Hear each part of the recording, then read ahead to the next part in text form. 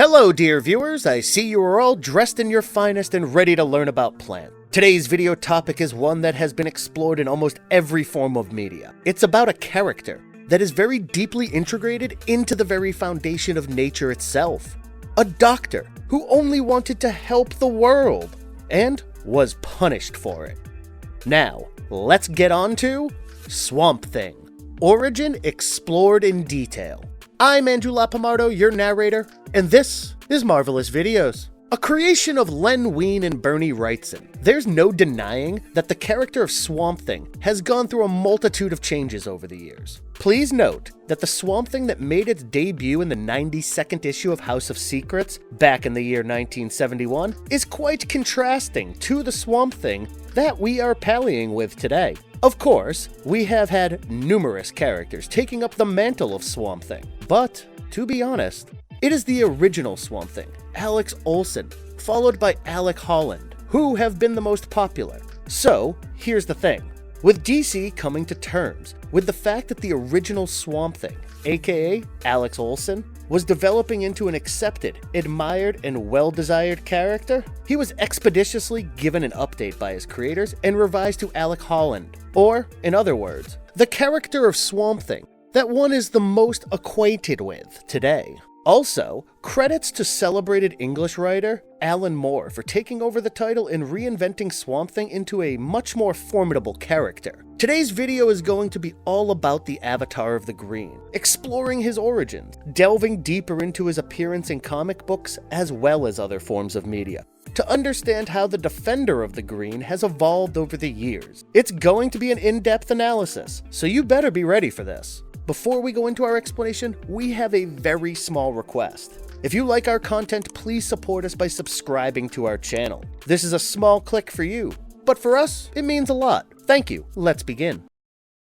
Alec Holland is dead, and in his place stands only a Swamp Thing. Swamp Thing origin. The readers are given a peek into a swampy, desolate marshland known as Bayou Country, one that has been left behind by civilized man and is currently inhabited by screaming herons, mottled bullfrogs, and an array of reptiles. Amidst this wildlife awaits someone, one that is far less than a human and more of a misshapen monstrosity. We learn that he is waiting there for the people who are responsible for his death. As he looks at the house in front of him, the creature, along with the readers, are taken into a flashback.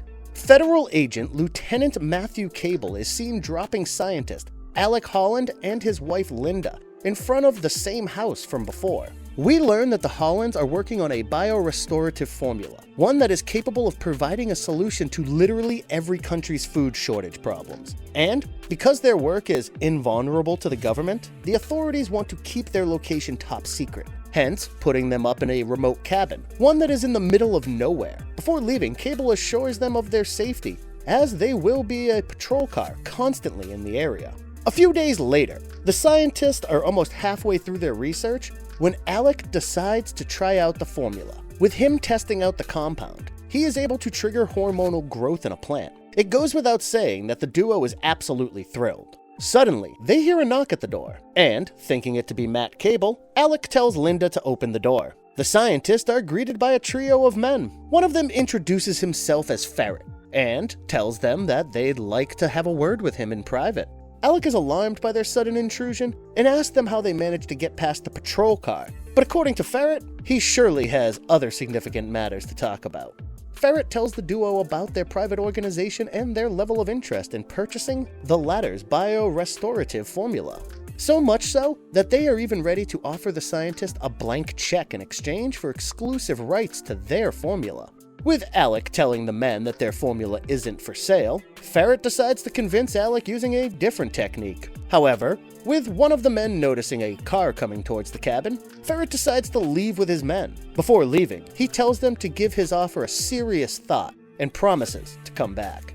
With Cable turning up, Alec tells him about the men. It is then that the agent tells them he wasn't joking earlier when he addressed them as commodities. He further tells them that when they are done making the formula, there will be hordes of people who'd like to lay their hands on the formula. It doesn't matter if the scientists end up dying in the process, because the one that is in possession of the formula is eventually in possession of the world. Cable alerts them before leaving. With the duo getting back to work, they hear another sound, a sound of someone moving outside. Alec takes a gun from the table as a necessary precaution and flings open the door, only to see an old hound dog. The duo eventually decides to take the dog in, but unbeknownst to them, the whole thing is part of a bigger plan. The dog has this very small radio transmitter planted on the head, one that will let the people behind this gimmick be aware of everything that's happening inside the lab. Speaking of the people who are behind this, Ferret has obviously reported back his encounter to his boss, who goes by the name of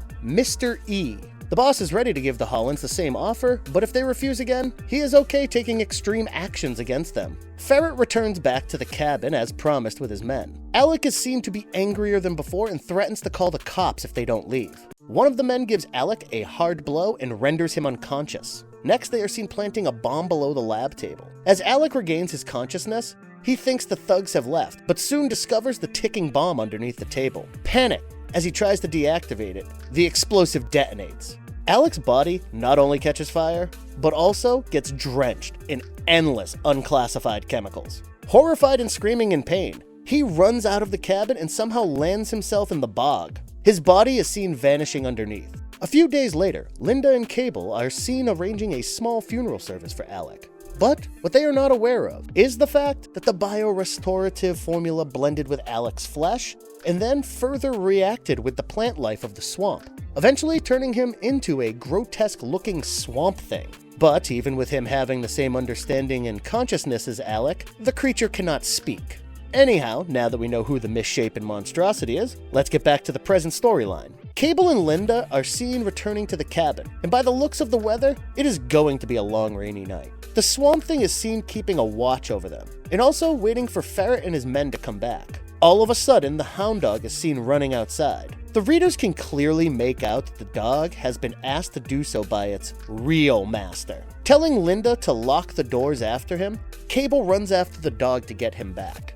The federal agent is soon able to make out that there's someone else roaming around the lab. As he goes back to check, Bruno, who happens to be one of Ferret's men, is seen hitting Cable hard with a shovel and knocking him down. Inside, Linda is greeted by Ferret and his men, and by the looks of their conversation, they surely have sinister plans in store for her.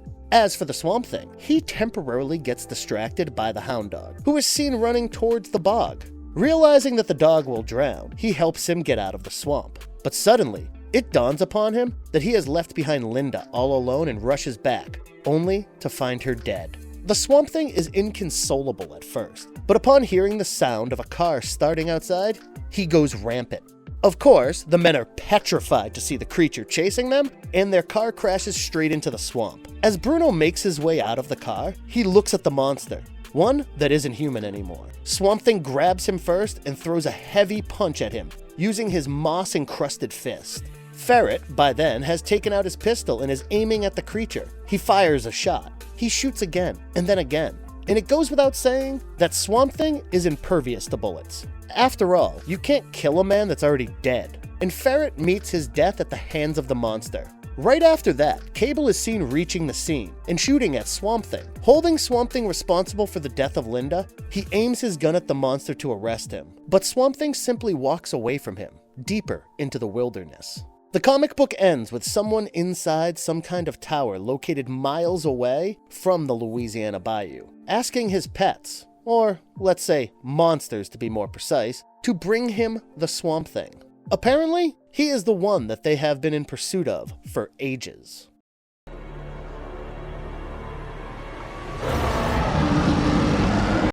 What makes Swamp Thing a really strong opponent? You do remember Alec Holland was a brilliant scientist, right? So, this points towards a very simple, yet crucial piece of information. Even in his monstrous form, he retains all the memories of his former self, and that just cannot be taken lightly, at any cost. Speaking of Swamp Thing's abilities, the list is pretty long. For starters, his body is made out of sentient vegetable matter. That gives him the ability to self-sustain himself, either through photosynthesis or at times, composting. Next is his superhuman strength, one that is straight away linked with his connection to the earth. He can effortlessly pick up weights that are heavier than his own body. Plus, he gets additional power from the green. Calculating his ultimate strength level is impossible. Then comes his proficiency in elemental control. He has full control over every form of plant life, serving himself as the plant elemental for the entire planet. There is also coral kinesis, the ability to control the growth and form of plant life. So, summoning vines as a means to attack, that's just one of his cool plant powers. Besides the ones mentioned, Swamp Thing also brags other powers, like resurrection, size alteration, regeneration, and astral projection. One where his essence can leave his body and travel through the green and then grow an entirely new body in an entirely new region. Of course, he is capable of possession as well as biofusion.